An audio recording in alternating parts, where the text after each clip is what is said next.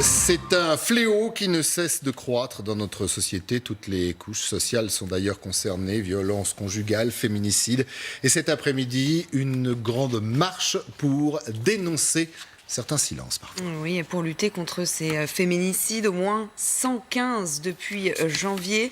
Une marche donc à Paris, organisée à l'appel du collectif Nous Toutes pour dire stop aux violences sexistes et sexuelles. Marche 2 jours avant la remise par le gouvernement des conclusions du Grenelle des violences conjugales. Alexandra Guillet. Sylvia avait 40 ans. Il y a 2 semaines, elle est tombée sous les coups de son conjoint. Un mois plus tôt, cette mère de famille s'était décidée à porter plainte. L'auteur présumé devait être auditionné en décembre. Comme Sylvia, en 2018, 121 femmes sont décédées lors de violences conjugales, soit une femme tous les 3 jours.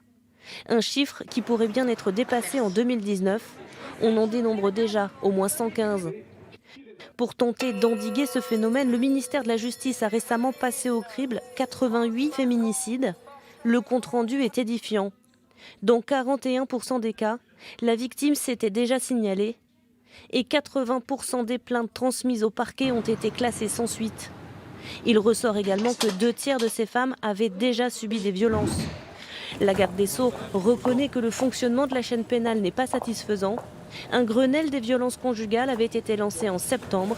Les premières annonces sont attendues lundi.